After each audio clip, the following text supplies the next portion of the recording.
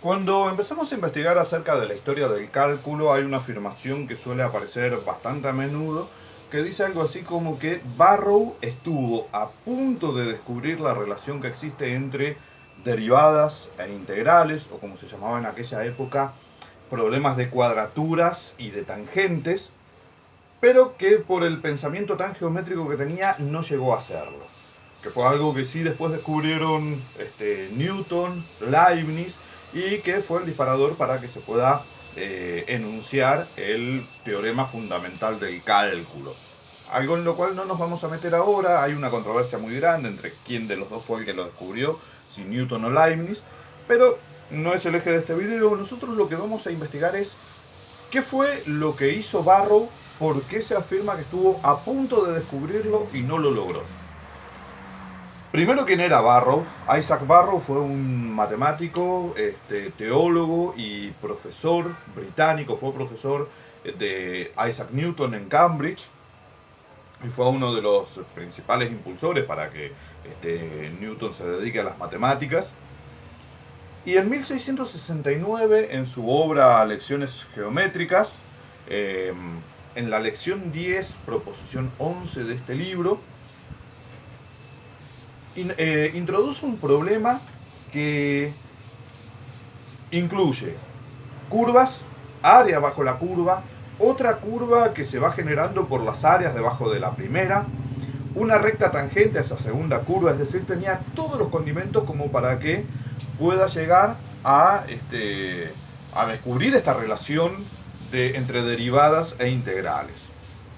Lo que vamos a hacer es desmenuzar este problema parte por parte en el lenguaje geométrico que usaba Barrow y tratando de traducirlo al lenguaje actual, al lenguaje más del cálculo que tenemos nosotros, para ver si se logra entender dónde estuvo su deficiencia para poder expresar esa relación fundamental.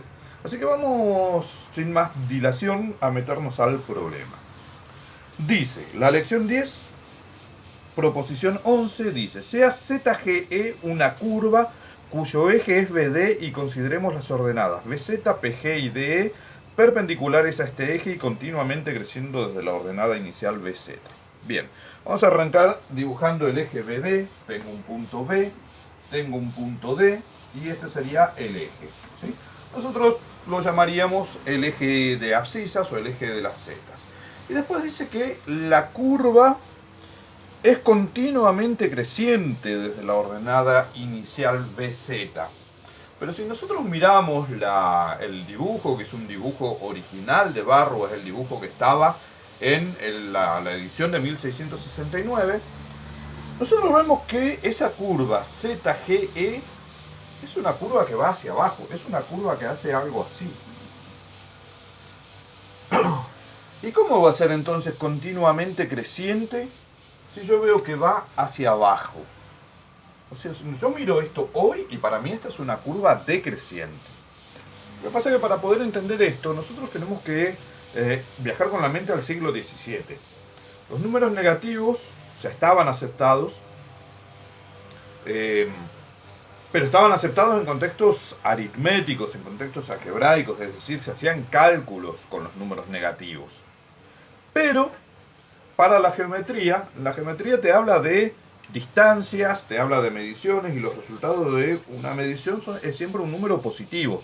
Entonces para ellos, en un eje cartesiano, no tenían sentido las ordenadas negativas.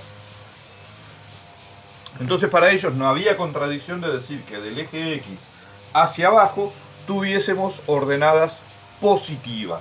Entonces estas ordenadas son positivas y esta función va creciendo.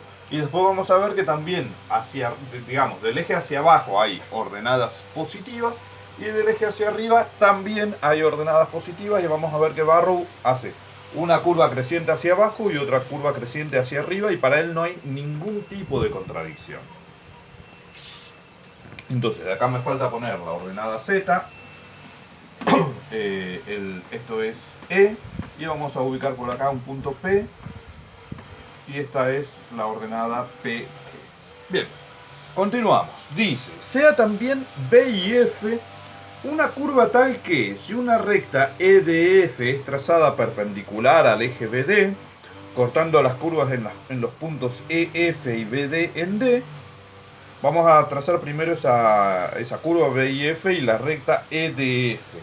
E de F, yo ya tengo ED, me falta F. Vamos a poner el punto F por acá arriba, ¿sí? Entonces acá tengo la recta E de F, que es perpendicular a BD. Cortando las curvas en los puntos E, a esta curva la corta en el punto E, bien, a la curva B y F, que todavía no la dibujé, pero es más o menos así, la corta en el punto F, bien, y al eje BD lo corta en D. Perfecto, ya tenemos dibujado nuestra recta EDF.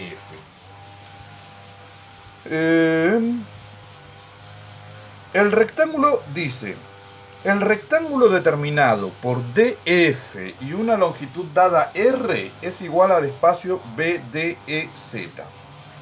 A ver, vamos por partes. El rectángulo determinado por DF es esto, y una longitud dada R, esa longitud dada R, él la dibuja acá en un costadito. Este rectángulo, digamos, imagínense que yo pongo esto acá y armamos un rectángulo que tiene base R y altura F.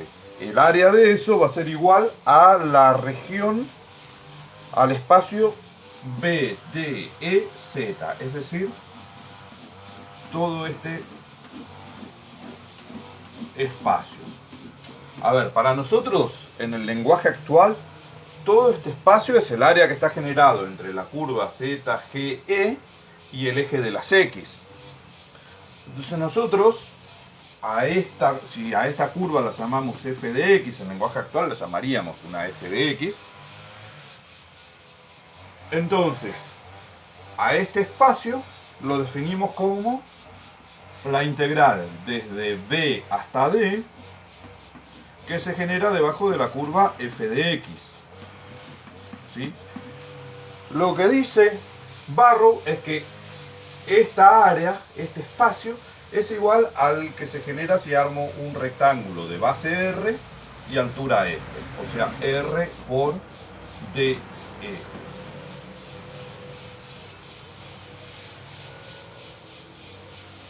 Vamos a tener en cuenta algo que acá es fundamental. Para los antiguos griegos, y en el siglo XVII todavía, digamos, que se rendía mucho culto a la geometría griega, los problemas de áreas, sobre todo cuando teníamos figuras con lados irregulares, con lados curvos, como en este caso, no se resolvían asignándole un número al área. Nosotros hoy, por ejemplo, diríamos que esta área tiene, no sé, vamos a decir algo, 5 unidades cuadradas de área. Y con eso nos quedamos tranquilos, porque 5, ¿sí?, me da el área de esto. Bueno, para ellos no era así. Para ellos, el área de una figura con un lado curvo, lo que había que hacer era igualarlo al área de un cuadrado o de un rectángulo, del cual nosotros podemos calcular el área de forma directa. Lo que se llamaba un problema de cuadratura, cuadrar el área de esta región. Por eso Barrow lo que hace es, a esta área, igualarla a un rectángulo que tiene esta base y esta altura.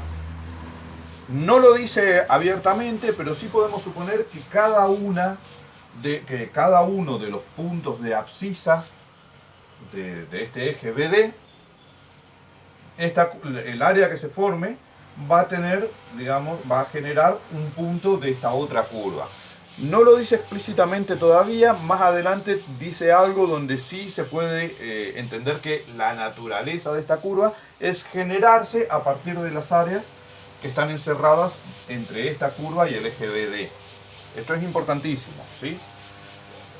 Pero, por ejemplo, si nosotros dijimos que esta área mide 5 unidades cuadradas, nosotros, por ejemplo, podríamos suponer que este segmento R mide 1, entonces FD mide 5. Tengo 1 por 5, tengo las 5 unidades cuadradas. No hay ningún tipo de problema.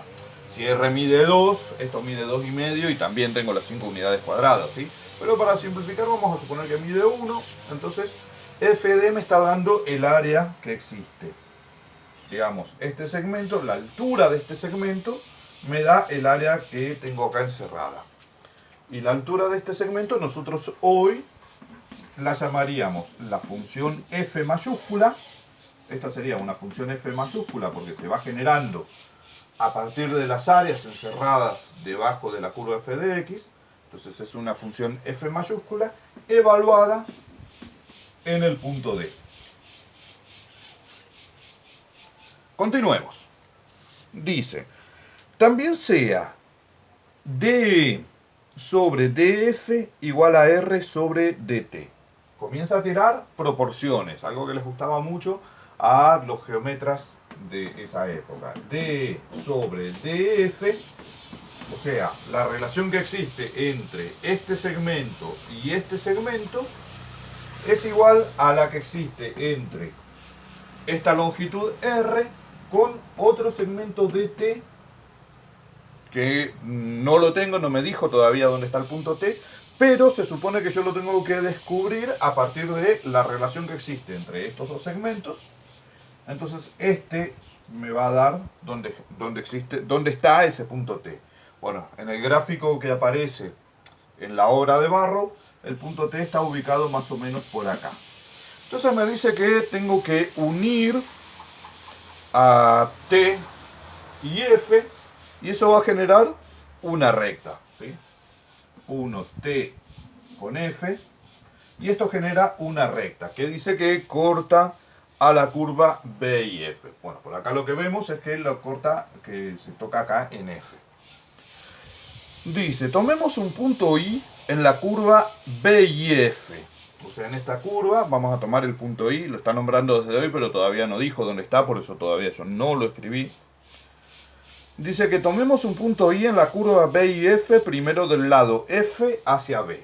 Es decir, acá tengo F hacia el lado de B. Por acá va a estar el punto I. Y a través de él tracemos IG paralelo a BZ.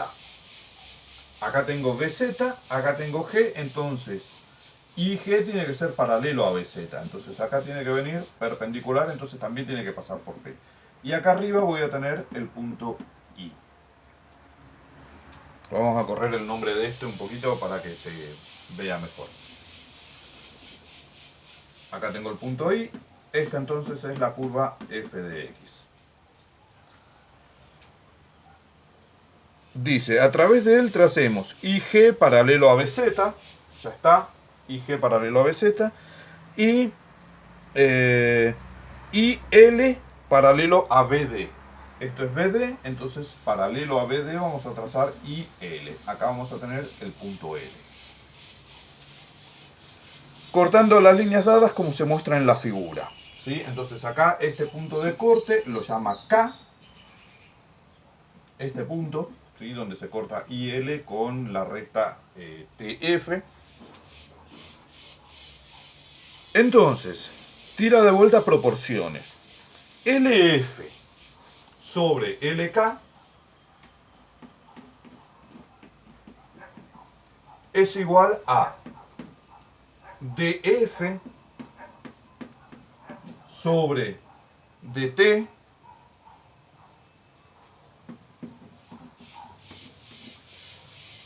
esto lo sabemos porque, bueno, digamos, esto es un triángulo rectángulo, así que LF sobre LK sería la tangente del ángulo que forma esta recta TF con respecto al eje de las X, al eje BD. Entonces esta es la tangente. Y esa misma tangente es la que se forma con FD sobre DT. O sea que esta igualdad es cierta y con eso no tenemos problema. Y después me dice igual a DE sobre R. Eso es lo que dice el libro. ¿De dónde sale eso? Bueno, eso sale de acá. Y de acá van a salir dos cuestiones que son importantes. Una la vamos a ver ahora y la otra la vamos a ver al final. Si yo a esta R la paso a dividir y este DF lo paso a multiplicar, yo tengo que DE sobre R es igual a, mando a multiplicar, DF sobre DT. Y como DF sobre DT es lo que tengo acá, entonces esto es igual Y de acá se genera la igualdad que plantea Barrow en su libro. Es decir, dice R por LF es igual a LK por DE. Eso surge simplemente de multiplicar esto por esto, R por LF, y este LK pasa a multiplicar acá, DE por LK.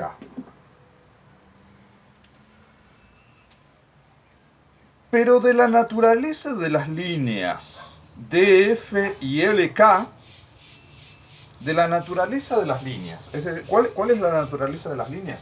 Bueno, de que esta curva, lo que decía hoy, que no lo decía explícitamente, pero que después lo, digamos, de alguna forma lo mencionaba. Esta es una curva que se genera por las áreas que están encerradas entre esta otra curva y el eje de las X.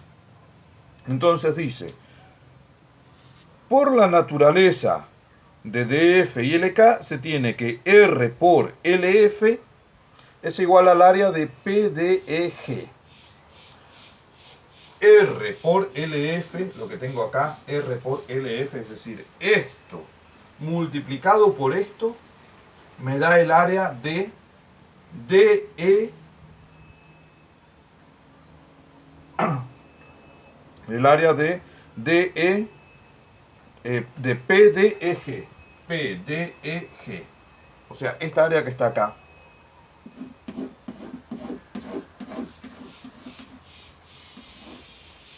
Esta área que está acá se genera de hacer este segmento R por LF.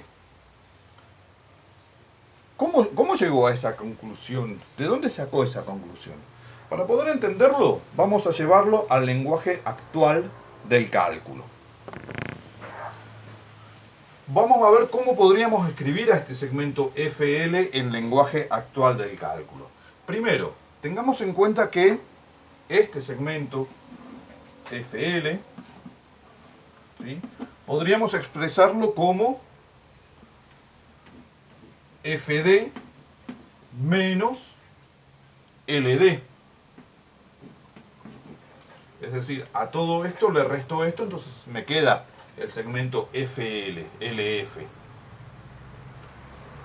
Y después tengamos en cuenta que, como esto es un paralelogramo, es un rectángulo, LD es igual a IP. Entonces lo que me quedaría es que FD menos IP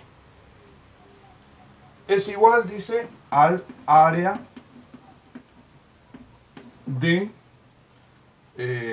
PDEG. PDEG. Bueno, este segmento FD, en lenguaje actual, en el lenguaje que usamos actualmente en el cálculo, está dado por la función f mayúscula evaluada en el punto D. Entonces, fd va a ser la función f mayúscula evaluada en el punto D, menos la función, digamos, IP, que es este segmento. Bueno, esta longitud está dada por la función f mayúscula evaluada en el punto P. Y eso es igual al área que está entre PDEG. PDEG, para nosotros en el lenguaje actual, sería la integral desde P hasta D, que está encerrado debajo de la curva f de x. Ahora, observen esto. Nosotros conocemos este resultado, ¿sí? Esto es la segunda parte del teorema fundamental del cálculo, y ahora vemos que con toda justicia es llamada regla de Barrow. Entonces tenía razón. Hacer esto por esto, si tenemos en cuenta que esto es 1, digamos la longitud de esto, me está dando esta área. Pero lo que él busca con esto en realidad es ver relaciones que existen entre los segmentos.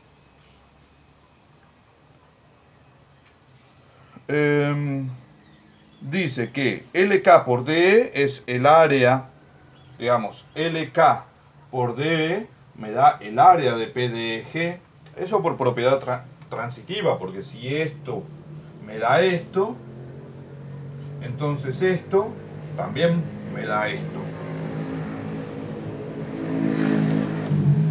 Se tiene que LK por DE es el área de PDEG y es menor a DP por DE. DP es esto, DE es esto. ¿Y por qué esta área es menor a la multiplicación de esto? Porque de la multiplicación de esto lo que sale es un rectángulo. Y este rectángulo, como esta función es creciente, a este rectángulo le sobra este pedacito. ¿Sí? Entonces, el área de PDEG es menor que el área del rectángulo PD por DE. Y si esta área es menor, si el área en anaranjado es menor que el área del rectángulo, lo que él concluye es que LK es menor que LI y es menor que PD. ¿Qué es lo que él intenta deducir de esto? ¿Qué es lo que él intenta deducir del hecho de que estos segmentos, de que este segmento LK tenga que ser forzosamente más corto que el segmento IL? Lo que él deduce es que el punto K, el punto en donde se corta, va a ser un punto que está por debajo de la función B, digamos de la función F mayúscula o de la curva B y F como él la llama. El hecho de que ese punto esté por debajo, lo que me indica es que la recta TF es una recta que va a estar por debajo de la curva B y F. Después dice, de forma análoga, si el punto I se toma del otro lado de F, y en el dibujo está, yo no lo voy a hacer de vuelta, pero se ve, se demuestra que si lo tomamos y hacemos toda la construcción del otro lado, también se demuestra que ese punto K también va a estar por debajo de la curva, dice. De forma análoga, si el punto I se toma del otro lado de F, se haría la misma construcción de antes y se puede demostrar fácilmente que LK es mayor que DP y es mayor que LI. De donde es completamente claro que toda línea TKF permanece en o debajo de la curva BIF. ¿Qué significa esto? Que la curva TKF, la recta TKF es una recta tangente a la curva F mayúscula. ¿Sí? Resultados análogos se obtienen si las coordenadas BZ, PG y DE decrecen en forma continua. Nosotros trabajamos con una curva que era creciente, aunque era creciente para abajo, pero era una curva creciente. Y si es decreciente también encuentra los mismos resultados. Dice que en ese caso la curva BIF es cóncava respecto al eje BD. Se podría demostrar también, no lo vamos a hacer en este video. Vamos a hacer una última acotación. Nosotros teníamos esta que fue la primera proporción que se mostró, ¿sí? Si nosotros pasamos a... de esta misma demostración, ¿sí? Si nosotros tenemos en cuenta que a R habíamos dicho que era 1, que R era 1, ¿sí? Entonces, acá directamente podríamos poner DE es igual a DF sobre DT. Ahora, si nosotros vimos que DF sobre DT es la tangente trigonométrica de esta curva con respecto al eje de las X, quiere decir que DF sobre DT lo que me está dando es la pendiente de esta curva. Esto es la pendiente de esta recta. Y si ya comprobamos que esta recta es una recta tangente, quiere decir que esto lo que me está dando es la derivada en el punto D, ¿sí? que esta proporcione la derivada en el punto D de la función f de x. Y lo que me está diciendo es que esto es igual a DE, o sea que es igual a la función f minúscula en el punto D. Para decirlo de otra manera, la derivada de la función b hasta d de f de x, digamos, ¿esto qué es? Esto es esta curva en este punto, ¿sí? La derivada de esta punta de esta curva en este punto es d, o sea, la función f minúscula evaluada en d.